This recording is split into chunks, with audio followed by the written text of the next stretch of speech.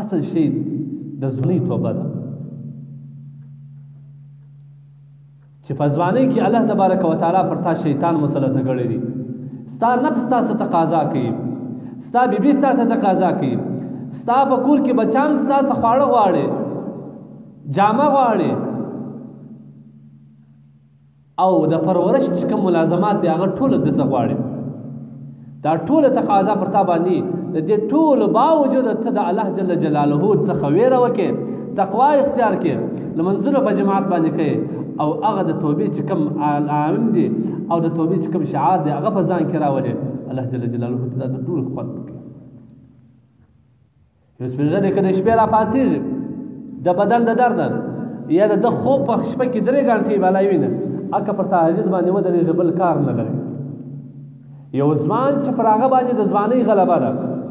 د خوب غلبه ده د بیبي غلبه ده د اولاد غلبه ده د ګرمي بسترې غلبه ده او د خواږه خوب غلبه ده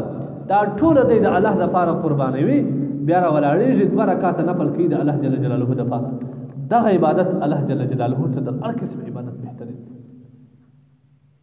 او دا افضل جهاد دی جهاد د نفس سره دی نفس درته وایي چې پرېوځه نفس درته وایي چې ټلیفون وګوره نفس درته وایي چې غیبت وکړه نفس درته وایي چې د خپلې بیبي سره سر وسملوه بیده سه هلته د الله حکم دا دی چې بنده زما و طرف ته راسه زما و طرف ته راسه د الله حکم دا دی چې ګرمه بسره پرېږده اودس وکړه او په خونې په کونج کې د مسجد په کونج کې ودرېږه او الله جل جلاله ته لپې پورته کړه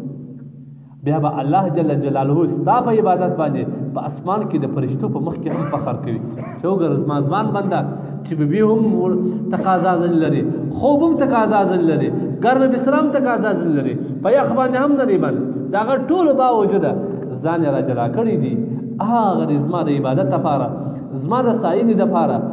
زما د خوشحاله کېدو دپاره د خونې یا د مسجد په کونج کې ولاړ دي ای فرشتو تاسو ګواه اوسئ د دې سړي مغفرت ما کړی دي او کوم شی چې دی غواړي هغه ما کړی اصل شی توبه د ځوانۍ توبه ده